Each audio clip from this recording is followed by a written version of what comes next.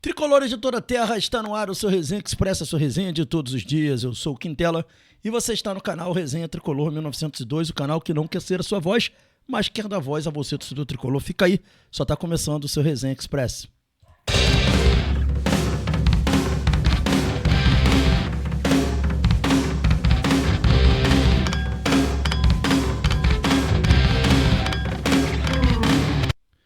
Resenha Express voltando, eu peço aos amigos e às amigas para não esquecerem de se inscrever no canal, hein? Ativar o sininho das notificações e deixar o seu like. Fazendo isso, você diz ao YouTube que esse conteúdo aqui é bacana e ajuda a gente no engajamento. Muito obrigado aí pra galera. Pedir também pra galera não esquecer de um outro pacote do YouTube fundamental, que é o seu hype. Quando você dá um hype, você distribui esse conteúdo para que mais tricolores conheçam esse conteúdo. Então dá essa moral pra gente. Galera, vamos lá.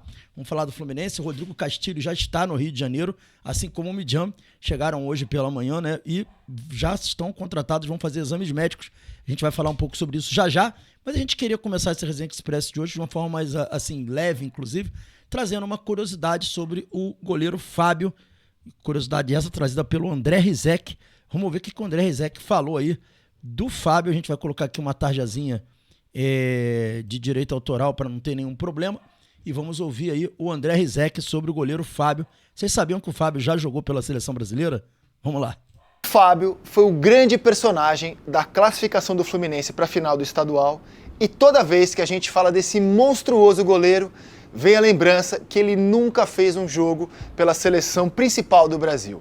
O Fábio já foi titular de uma campanha vitoriosa do Brasil no Mundial Sub-17, foi titular também no Mundial Sub-20 e foi convocado para a seleção brasileira numa Copa das Confederações em 2003, numa Copa América em 2004, chamado uma vez pelo Mano Menezes em 2011, mas nunca entrou em campo pela seleção principal do Brasil.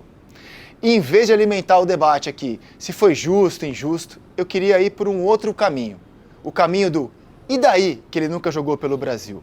Muda algo no tamanho do Fábio aqui no futebol brasileiro? O Doni, por exemplo, goleiro da Copa de 2010, reserva, tem 10 jogos pelo Brasil. Com todo respeito ao bom goleiro que foi o Doni, quando acabar a carreira do Fábio, quem terá sido maior na história do nosso futebol? O Doni, com 10 jogos, ou o Fábio, com nenhum jogo pela seleção brasileira? Daqui a 20, 30 anos, de quem a gente vai falar mais? Do Fábio ou do Doni? Alguns jogadores, algumas lendas, são tão grandes no nosso futebol que eles nem precisam da seleção para ser do tamanho que eles são. É o caso do Fábio. E no caso desse goleiro, inclusive, a não ida para o Brasil até alimenta o imaginário de como teria sido se ele fosse. E às vezes, o como teria sido é até mais forte de gente que foi e não conseguiu vingar. Por exemplo, o Fábio viu os seguintes goleiros jogarem Copas do Mundo no auge da carreira dele: o Dida, o Júlio César 2 vezes e o Alisson 2 vezes. Eu acho que são goleiros superiores ao Fábio, fizeram carreira na Europa. Dificilmente ele teria tido chance de brilhar numa Copa do Mundo. Então fica sempre aquele imaginário: como teria sido se o Fábio fosse para a seleção? O Fábio tem a prática, a história inapagável, linda dele no Cruzeiro, a que ele está construindo no Fluminense também, incrível, maravilhosa, a história da longevidade dele, e para alimentar a fábula, terá sempre essa pergunta que a gente faz em programas de debate: e a seleção?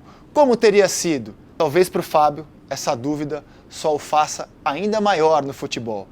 Viva o Fábio, a lenda que nunca foi para a seleção brasileira. O Fábio foi o grande... Eu discordo de uma coisa aí, vamos voltar aqui. Eu discordo de uma coisa aqui que o André Rizek colocou. Ele fala assim, que ele nunca foi para a seleção brasileira. Ele foi. Se ele foi convocado, eu nem sabia que ele tinha sido convocado para a seleção brasileira alguma vez. Se ele foi convocado, ele foi para a seleção brasileira. Ele pode não ter jogado uma partida, mas ele jogou, mas ele foi para a seleção brasileira. Eu discordo disso, vou começar por aí. Então, assim, se a gente for pensar assim, jogadores que não jogaram a Copa do Mundo pela seleção porque eram reservas, não são campeões do mundo. E são campeões do mundo, sim. Eles não precisavam ter jogado, eles foram campeões do mundo. Então eu discordo dessa visão do André Rizek. A gente pode discutir por que ele não teve oportunidade com mais convocações e por que ele não jogou. Beleza, mas não pode dizer que ele não foi, que ele não foi convocado. Convocado ele foi. Discordo também quando ele fala, por exemplo, que o Júlio César e o Dida foram mais goleiros que o Fábio. Eu discordo disso. Ah, Quintela, mas o Dida e o Júlio César jogaram na Europa. E aí? E aí que eles jogaram na Europa? O Fábio fez uma carreira num dos maiores clubes do mundo, que é o Cruzeiro, ganhando tudo pelo Cruzeiro que vocês podem imaginar. E agora também está fazendo uma carreira em outro clube do mesmo nível do Cruzeiro. Né? Para mim, maior, porque eu sou tricolor. E ganhando tudo também. Prêmios individuais, o Fábio tem um monte. Ou o Milan é maior que os times brasileiros porque está na Europa. Ou a Inter de Milão é maior que os times brasileiros porque está na Europa. Não. O último Mundial de Clubes mostrou que nós não temos esse abismo para a Europa. E sem contar que, mesmo com perdendo todos esses jogadores que a gente perdeu para a Europa. Então, assim, na minha opinião, nessa parte aí, não que o André Rizek queira ser assim, mas eu acho que ali nessa parte, involuntariamente, rolou ali um complexo de vira-latas ali pro André Rizek, tá? Eu discordo disso. Para mim, o Fábio é melhor que o Dida e é melhor que o Júlio César, porque o Fábio é mais completo do que eles, tá? O Júlio, no auge, talvez, tenha alcançado um pouco mais de competência técnica, porque o Júlio era muito bom na bola aérea. O Fábio sempre teve um pouco de problema na bola aérea, tá? Mas o Dida era fraquíssimo nas bolas aéreas, um goleiro de quase 2 metros que não sabia sair do gol. Assim, era muito bom no chão, mas era muito frágil nas bolas, nos cruzamentos na área. Eu não acho isso tudo. Enfim, então eu discordo disso daí, tá? Eu não concordo com essa visão, não. Eu acho que o Fábio era melhor do que eles e melhor também do que o Marcos, por exemplo, que foi um grande goleiro, campeão do mundo. Então, esse é meu ponto sobre isso daí. Eu não concordo, tá? Acho o Fábio mais completo e acho que a carreira do Fábio é melhor do que desses caras aí. Pra mim, jogar na Europa não quer dizer que o cara seja melhor, não. Eu já tive essa cabeça também, mas eu revi isso daí. A Copa do Mundo me ajudou muito. Não só isso, cara. Eu passei a respeitar o nível de dificuldade que tem aqui no futebol brasileiro. Você começa um campeonato, você tem favoritos, mas às vezes os favoritos não são campeões, enfim. É isso.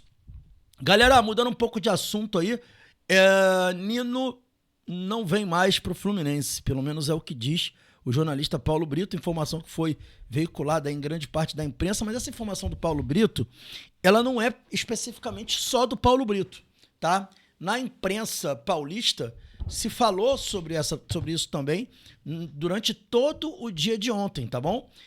Tanto é que eu vou mostrar para vocês aqui uma matéria que saiu aqui no Antenados no Futebol, que é um portal de São Paulo, falando que o Palmeiras é avisado e o Fluminense desiste da contratação do Nino, do Zenit. Verdão já sinalizou oferta. Ontem também, durante o programa lá da Fox Sports, não, agora é Disney, né?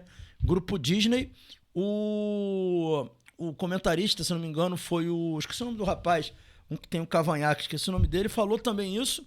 E ontem também vi essa informação sendo veiculada pelo Mauro Betti, né? Sobre o Nino, tá?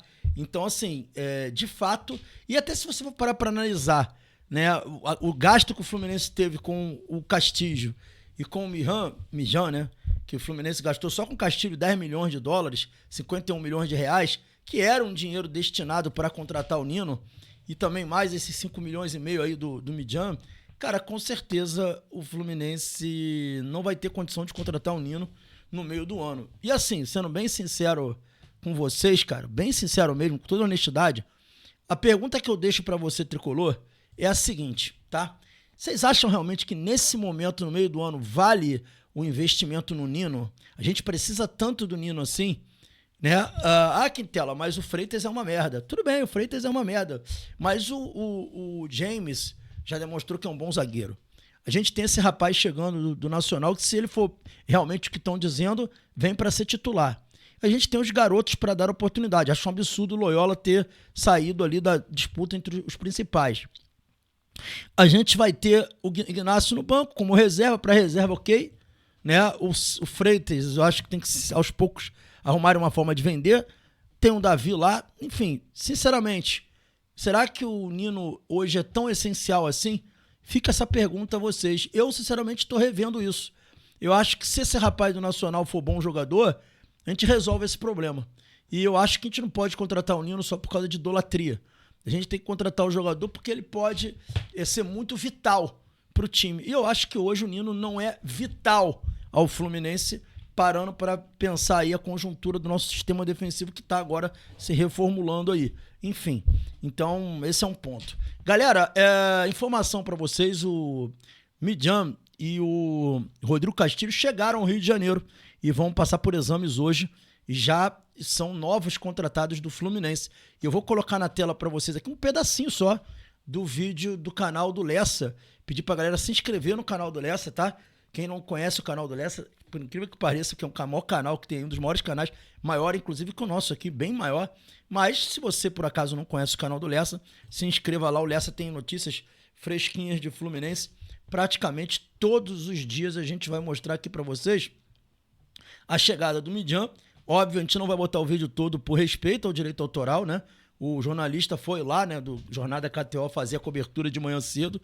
Não é justo a gente ficar aqui executando o vídeo, mesmo que os meninos não tenham o hábito de bloquear a gente, assim, eu não vou fazer isso. Só um pedacinho, tá aí o Midjan. A torcida lamentou muito essa saída. Como é que é a sua ligação lá com o Nacional? Ó. Bueno, no, la verdad feliz de llegar a Brasil, a un enorme club, una oportunidad linda que me brinda Dios y bueno, nada, aprovecharla al máximo. Ahorita pensar en descansar un poco en los exámenes y bueno, esperar que esté todo pronto para ya avanzar y bueno, no, muy feliz la verdad. Tá aí, esse é o Midjan, o colombiano que jogava no Nacional. E aqui também o Rodrigo Castilho, ó, que chegou também ao Fluminense. Tá aí o Rodrigo Castilho chegando também ao Fluminense, ó. Vamos lá. Se pudesse falar sobre essa emoção.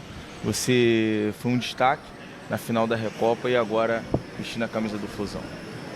Sí, no, expectativas muchas, la verdad que estoy muy contento de venir acá a este club, creo que es un sueño llegar a este campeonato también, la verdad que me pone muy feliz, es un gran paso en mi carrera y bueno, quiero aprovechar la confianza que me da el club, que me da el cuerpo técnico al elegirme y bueno, devolver eso dentro de la cancha.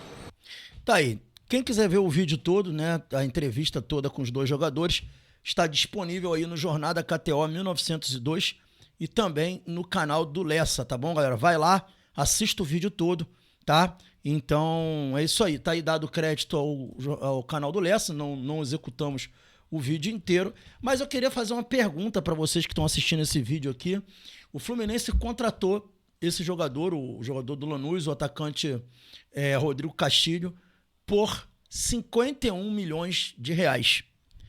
Pergunta que eu faço vocês acham que o investimento é válido? Vocês acham que realmente vale o risco? 51 milhões de reais? Comenta aqui embaixo, eu vou reagir a vocês. Vou fazer vídeos de reação, tá? Shorts reagindo à opinião de vocês. Vou selecionar alguns comentários para poder fazer um vídeo. Comentem aqui embaixo, porque eu acho interessante esse debate. Foi algo muito debatido na imprensa tricolor ontem, né? Sobre se esse jogador realmente deveria ter sido contratado, principalmente por esses valores, se não for uma contratação no desespero. Quero saber a opinião de vocês também. E também o Midjan, o Fluminense pagou 5,5 milhões, né, no Midjan, que é um jogador que um pouco mais consolidado do que o Rodrigo Castilho, né, um pouco mais consolidado, é um colombiano também, né, o Fluminense está com uma legião de colombianos no time, e ele é canhoto, já jogou de lateral esquerdo, isso aí traz uma coisa meio tenebrosa aí, né? A gente lembra do Freitas, mas é isso, galera. Então, são essas as informações da manhã de hoje. Vamos esperar os jogadores fazerem os exames médicos. O Fluminense fecha o ciclo de contratações para Libertadores e Campeonato Brasileiro. O que vocês acharam? Comenta aí. Saudações tricolores, fiquem com Deus e até o nosso próximo vídeo. Um forte abraço, valeu.